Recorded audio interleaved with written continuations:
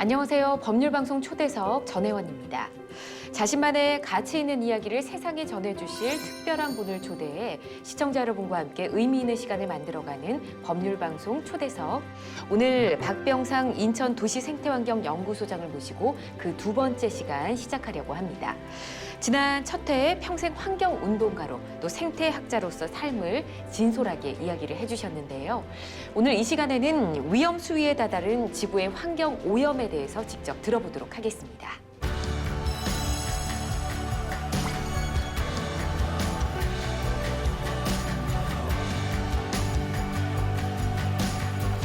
소장님 안녕하세요. 네, 예. 네, 반갑습니다. 자, 지난 시간에 이어 오늘은 이제 본격적으로 지구의 환경 오염에 대해서 이야기를 해보도록 할 텐데요. 인류세라는 말이 있더라고요. 소장님께서 이 내용을 좀 설명해 주셔야 할 것 같은데요. 예, 인류세라는 말은 유럽에서 상당히 오래됐다기보다 뭐 한 7, 8년 전 뭐 그 전서부터 많이 얘기가 나오고 지금은 중요한 이슈가 됐어요. 예. 유럽에서는 지식인들 사이에. 네. 근데 우리는 이제 뭐 이야기들이 나오기 시작했습니다. 지금 우리는 지질연대로 얘기합니다. 지질연대요. 지질연대. 예. 지금 이미 우리는 홀로세라고 생각했어요.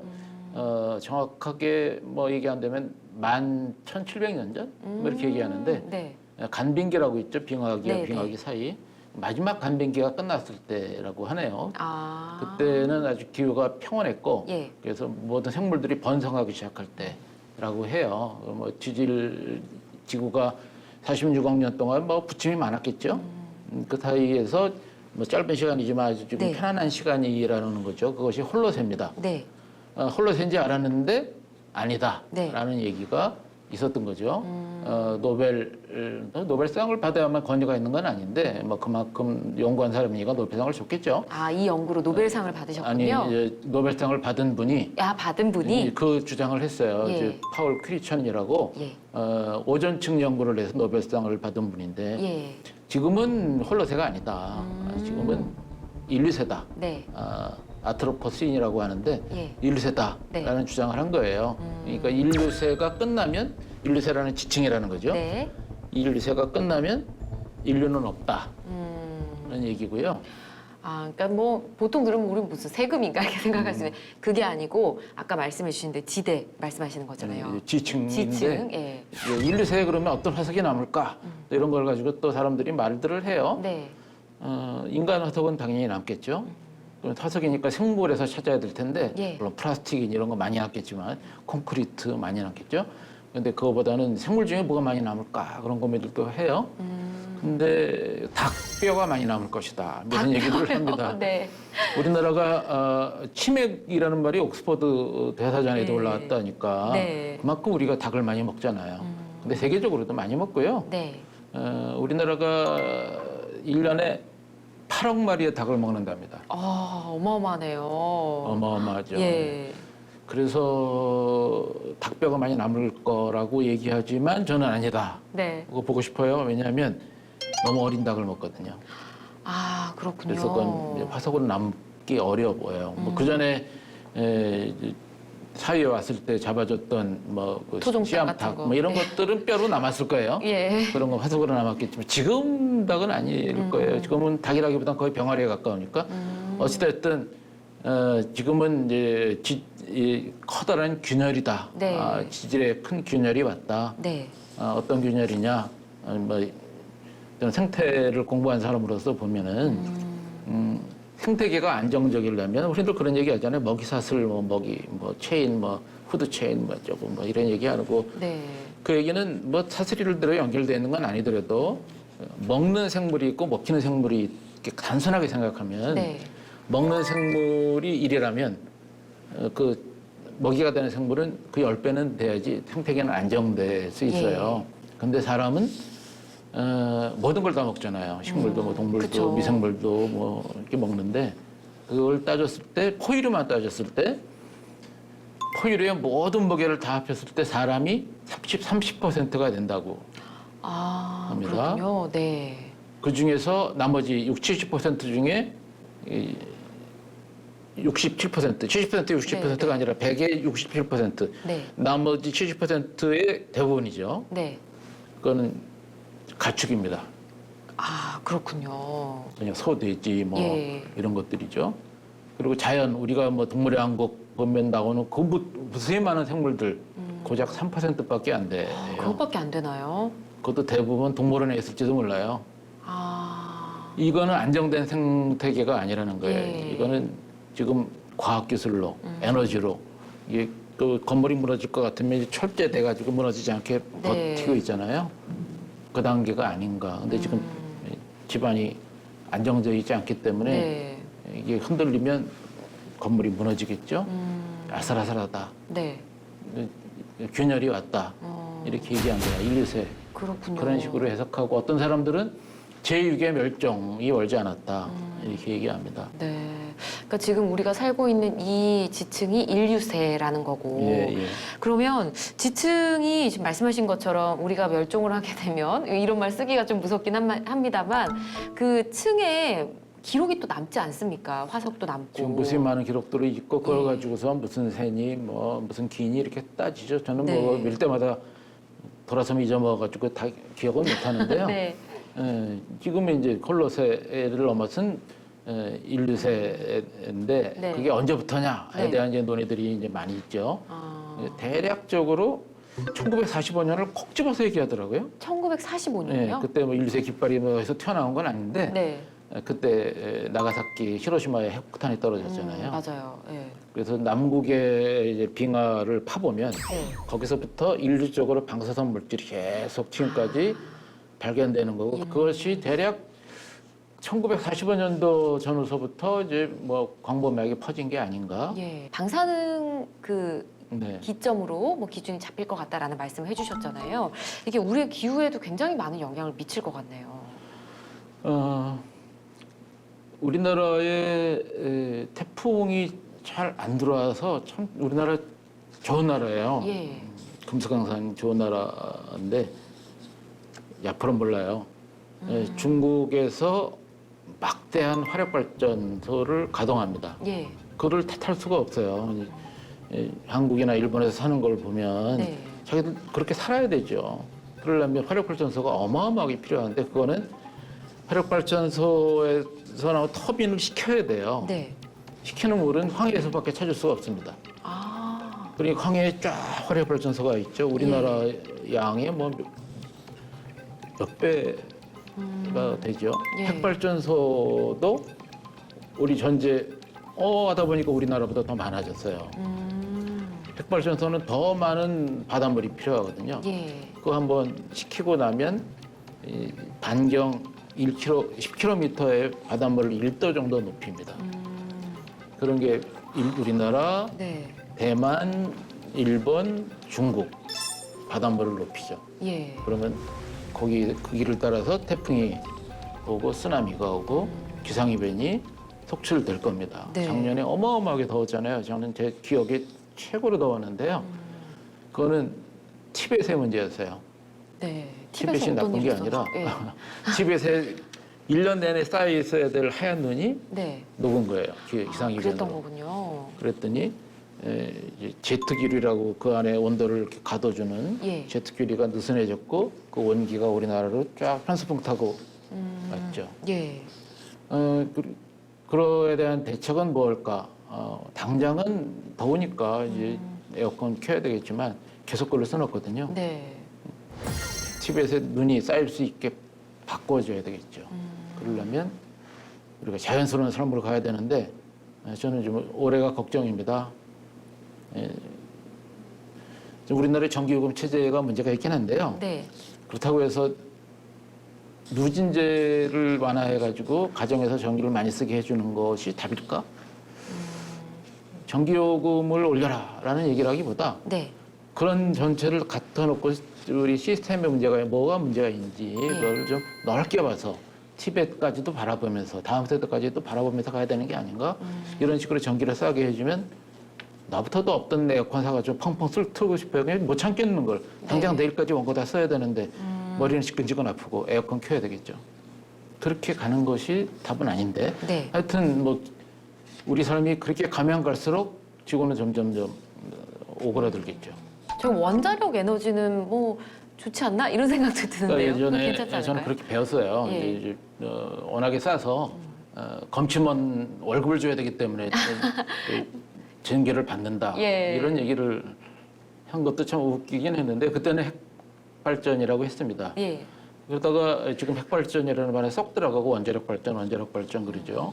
근데 미안하지만 원자 사이에 힘을 가지고 전기를 지금처럼 쓸 수는 없어요. 오히려 원자 사이의 힘으로 전 에너지를 이룰 수도 있어요. 그러니까 핵에서의 핵 분열 에너지를 얻는 거라면 핵 에너지라 그래야 솔직한 거죠. 그래서 저는 핵발전소라고 얘기합니다. 예. 핵발전소에서는 이산화탄소가 나오지 않지요. 네. 하지만 핵 연료를 채굴하는 과정에서 나오는 이산화탄소는 왜 빼냐는 거죠. 아우 정말 디테일하시는 것 네. 같아요. 핵연료를 채굴하는 지역은 핵발전소가 없고 또 아주 가난한 지역이에요. 예. 거기는 그 전기를 얻지도 못하면서 그 피해를 그대로 받고 그 2세들이 그 피해를 받습니다. 네. 그리고 핵발전소가 수명이 다 되면 모든 게 다 수명이 다 되죠. 화력발전소도 30년 정도 되면 수명이 다 돼요. 자동차도 10년 타자고 할 정도로 10년 지나면 바꿔야 될 생각을 하는데 네. 자동차도 부품이 많고 복잡하듯이 발전소도 그렇거든요. 예. 30년 지나면 바꿔야 돼요. 30년 지나면 더 좋은 기술이 있거든요. 10년 전 자동차 바꾸면 근사한 자동차가 나오듯이 네. 핵은 아닙니다.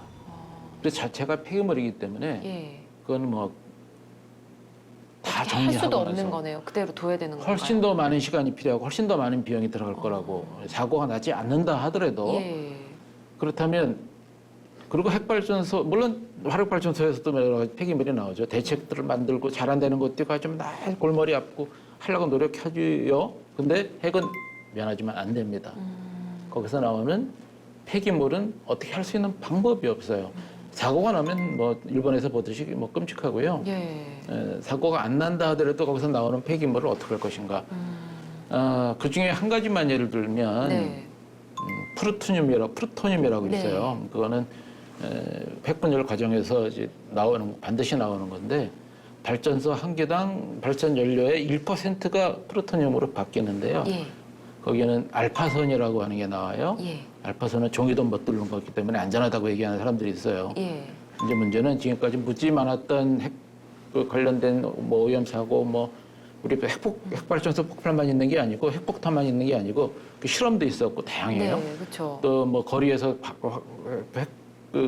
원자력 연구소도 있고 병원도 있고 거기서 나오는 폐기물들이 많죠. 네. 그것들 중에 더 여러 가지가 있는데 그 중에 가장 독성이 강한 프루토늄을 보면 네. 1g에서 나오는 알파선을 먹었을 경우 예. 또는 피부에 들어왔을 호흡을 통해서 내 몸에 들어왔을 경우 네. 10만 명 1g이 10만 명이 폐암으로 사망할 수 있을 정도의 강력한 양이 나온다. 근데 그 프루토늄의 수명은 어느 정도냐? 그 반감기가 있거든요. 예. 이제 독성이 줄어들고 나중에 줄어들면 아주 사라지는? 안정된 물질이 예. 되는 반으로 줄어드는데 독성이 반으로 줄어드는 게 아니라 그 양이 반으로 줄어드는데 걸리는 시간이 24,000년입니다. 24,000년이요? 24,000년. 그럼 안정화될 때까지 또 그거의 적어도 그것의 반 이렇게 되잖아요. 10배는 지나가야지 안전하다고 보고 싶다. 근데 아직 그런 적이 없으니까 모릅니다. 예. 어떤 사람은 20배가 지나가야 된다고 얘기하니까 우리 이런 거를 안전하다고 얘기하면 안 된다는 거죠. 그래서 이것은 당장 이산화탄소가 안 나온다는 것도 다시는 맞지 않는 얘기고요. 예. 관건만 보는 거예요. 그 핵 연료를 어떻게 안전하게 관리할 건데 100만 년 동안 그때 들어가는 그 관리하기 위해서 경비원도 고용하고 뭐 등등 들어가는 석유는 어떻게 할 거지? 이런 것까지 다 따지면 뭐 별 차이 없네. 그렇다면 뭐 다른 방법이 있지 않을까? 예. 이렇게 보는 거죠. 그렇군요. 이야기가 나온 김에 핵 이야기 좀 여쭤보고 싶습니다. 내년 7월에 도쿄 올림픽이 열리는데 이게 사고 난 지 한 8년이 지났어요. 8년. 괜찮을까요? 우리들은 이제 뭐 그 핵 그때 막 사고 났을 때 괜찮은가 보려고 많은 뭐 개수기라고 하는 걸 들고 다니면서 삑삑 소리 나게 어떤 주머니에서 막 울리게 했어요. 그것이 예. 세슘을 보는 겁니다. 방사선 세슘? 세슘. 예. 세슘만 있기 때문에 세슘 보는 게 아니고 무수히 많은 100여 가지, 뭐 어떤 사람 180가지의 방사선 물질이 나오는데 세슘이 가장 간편하게 체크할 수 있는 거예요. 세슘이 있다는 건 다른 것도 그만큼 있다는 걸 의미한다고 봐야 되겠죠. 예. 그 세슘이 반감기가 30년입니다. 그나마 24,000원보다 나은데 그것도 30년이에요. 30년. 세슘 말고도 많이 있죠. 예. 어떤 건 몸에 들어오면 더 길어지는 것도 있어요. 뼈에 축적이 되면 계속 길어지는 이런 것도 있습니다. 예. 그렇다면 도쿄 괜찮을까요?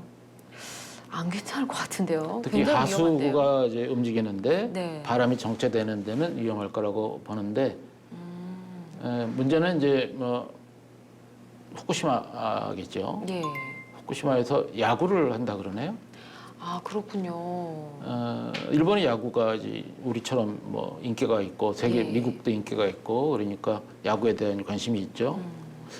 후쿠시마 이렇게 안전하다, 야구도 할 수 있다는 걸 보여주고 싶어서 그렇다는 거예요. 아, 일부러 후쿠시마로 그렇죠. 정했나 예. 보군요. 후쿠시마에서 잡히는 물고기를 선수촌에 공급하겠다는 제안까지 그래요. 나왔어요. 물론 제안 단계입니다. 우리 이제 안전해졌다 하는 걸 이제 과시하고 싶은 거죠. 하지만 그럴까에 대한 연구는 세계 모든 사람들이 철저하게 검증해야 되는데 우리도 그런다는 얘기 들어본 적 없어요. 1년, 네. 1년도 안 남았는데 모든 젊은이들이 거기 가고 싶어 할 텐데 그러니까요. 뭐 숨을 막 그냥 극단적인 숨을 쉬면서 헐떡이면서 이 최선의 노력을 다하는 모습 보고 우리는 감격을 하잖아요. 예. 근데 그 젊은이가 그것 때문에 뭐 건강에 씻을 수 없는 상처를 받는다면 네. 그걸 우린 바라고 싶지 않잖아요. 그러니까요. 그러면 뭐 선수들도 마찬가지고 뭐 수많은 취재진도 가게 될 그렇죠. 테고요. 그 솔직해야 된다는 거예요, 저는. 예. 기준치라고 아까 잠깐 환경 얘기해서 뭐 지난번에 얘기했는데 기준치를 바꾸면 돼요. 안전 기준치 이 정도면 안전해요라고 기준치를 만들면 됩니다. 네. 예를 들면 고속도로 승용차의 관계 속도가 시속 100km, 네. 1000km로 바꾸면 어떨까요? 고속도로요? 그럼 뭐 뭐든지 쌩쌩 다닐 수 있죠. 1000km 달릴 수 있는 자동차가 없더라도 근데 사고 위험도 굉장히 클 것 같고 조심해야 될 텐데요. 차량이 많이 몰리게 그러면 되면. 차를 한 대만 다니게 하면 모르겠지만 지금처럼 다니게 하면 안 되겠죠? 네. 그런 식으로 기준치를 오르락 내리락 한다는 거예요. 기준을 좀 바꿔야 된다. 뭐 먹는 건 킬로그램당 100베크렐이라고 일본이 정했는데 예. 그 나라마다 다르고 다 달라요. 근데 그걸 1000으로 바꾼다면 근데 100베크렐이 나올 수가 없어요. 네. 그렇게 하면 기준치 이하인데요? 하고 얘기하면 법적으로 하자가 없는 게 되죠. 그리고 모든 사람들이 그런 음식을 먹고 다 당장 뭐 암에 걸리는 거거나 뭐 이런 건 아니니까 예. 그러면 당신이 당 있는 거지 왜 그러세요? 하고 얘기할 수도 있거든요. 예. 그럼 만약에 이 올림픽 어쨌든 도쿄로 가야 되잖아요. 그러면 각 선수들도 그렇고 이제 어떤 마음가짐을 일단 준비를 어떻게 해야 되고 뭐 우리나라에서 어떤 대책이나 뭐 이런 건 없을까요? 그러니까 이게 우리나라만 하면 좀 그렇겠죠. 전 세계가 이런 걸 공유하고 예. 예를 들면 음식은 어떻게 할 것인가 입에 몸에 들어오는 게 가장 문제니까 예. 그럴 때 바다에서 잡히는 건 어떻게 할 것인가 뭐 등 이런 거에 대한 충분한 공개적인 논의를 하고 대책을 만들고 정 안 되면 예. 음식을 싸갖고라도 가야 되겠죠. 음식을 또는 싸서라도. 다양한 얘기들이 나옵니다. 이제 뭐 그런 걸 할 수 없이 먹었을 땐 몸 안에서 뭐 항암 성분이 많은 걸 먹어서 같이 좀 중화한다든가 뭐 옛날에 히로시마에서 핵폭탄이 떨어졌을 때 그 어떤 병원에서는 환자들한테 강제로 된장을 먹였답니다. 아, 조금 네, 강제로 먹였대요. 좋아질 수 있는 효과가 그랬더니 있나 보네요. 그렇지 않은 사람, 다른 지역 사람하고 건강 상태가 비슷했대요. 뭐 그런 건 하나의 예인데 그것도 예. 검증된 건 아니지만 그런 것들을 감안해서 다양한 대책을 한번 논의해 봐야 되는데 우린 그런 얘기조차 없이 그냥 금메달 따는 게 더 중요한 식으로 가는 거. 이제 그건 좀 전 세계가 좀 걱정해야 되는 거죠. 네. 지금 뭐 분명히 지금 방사선 물질은 사라지지 않았습니다. 지금이라도 좀 대책을 좀 꼼꼼하게 세워야 될 것 같다는 네, 생각이 저는 드네요. 그래야 된다고 봅니다. 예, 우리가 또 이제 폭발, 원전 폭발 이런 얘기를 하면 체르노빌 이야기를 많이 하잖아요.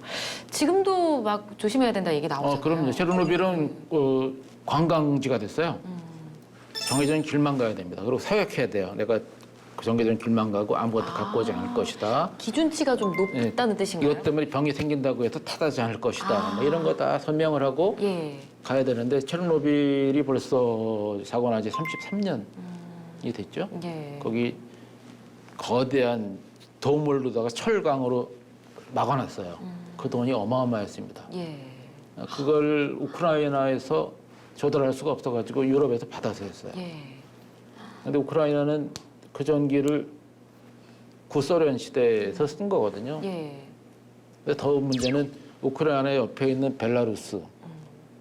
거기가 정말 그때 바람이 그쪽으로 가가지고 거기에 쭉 낙진이 떨어져서 지금도 태어나는 아이의 상당 부분은 위험한 상태로 태어납니다. 어쩜 좋나요? 체르노빌과 뭐 일본 아까 기준치 얘기를 하셨잖아요. 일본이 그럼 더 완화돼 있다는 말씀이신 거예요? 아주 다양합니다. 예를 들면 뭐 그때 낙진이 쫙 떨어진 지역에 흙을 다 모아가지고 네. 정리했거든요. 뭐 유치원 같은 데는 유치원 사람들이 모아가지고 정리해서 따로 치우고. 예. 그래서 기준치 이하면 뭐 아이들 놀게 하고 뭐 이런 거를 했는데 그게 일본 전역이면 정말 어마어마한 돈이 들겠죠.